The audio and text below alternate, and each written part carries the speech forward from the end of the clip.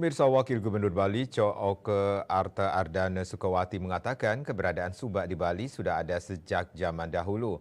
Hal ini dibuktikan dalam Prasasti Sukawana A1 tahun 882 Masehi.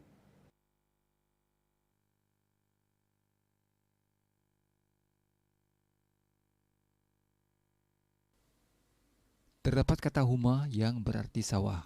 Selain itu dalam prasasti Bebetin A1 tahun 989 Masehi juga terdapat kata undagi pengarung yang berarti tukang pembuat terowongan air. Selain itu keaslian sistem organisasi subak sebagai produk budaya asli Bali juga diperkuat dalam lontar Markandeya Purana yang menyebutkan bahwa mengurus permasalahan sawah disebut subak. Sedangkan yang mengurus masalah pembagian air di sawah disebut pekaseh. Kata pekaseh itu sendiri berasal dari kata pekasih yang berarti adil. Oleh sebab itu, Wagub mengajak bersama menjaga sistem pengairan tradisional yang sudah sejak dulu digunakan dan memberikan pengairan sawah secara adil dan merata, sekaligus menghidupkan kepada petani dan seluruh masyarakat Bali eksistensi subak sebagai sebuah lembaga tradisional yang bersifat sosio-agraris dan religius di Bali hingga saat ini tidak terlepas dari adanya keyakinan masyarakat Bali terhadap konsep Trihita Karana.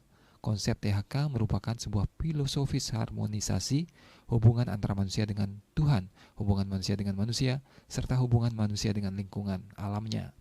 Menurutnya, konsep THK ini menjadikan sawah sebagai tempat yang disucikan, mengingat sawah diyakini sebagai tempat berstananya Dewi Sri, sehingga perlakuan terhadap tanaman padi di sawah dengan berbagai bentuk upacara yang berlandaskan pada ajaran agama Hindu dilaksanakan masyarakat sebagai bentuk penghormatan dan persembahan kepada yang berstana di sawah dan bertujuan memperoleh hasil panen yang berlimpah dan berkualitas.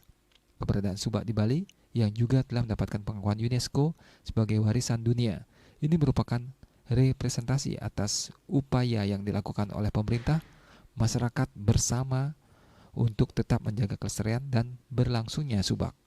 Bali Pos melaporkan.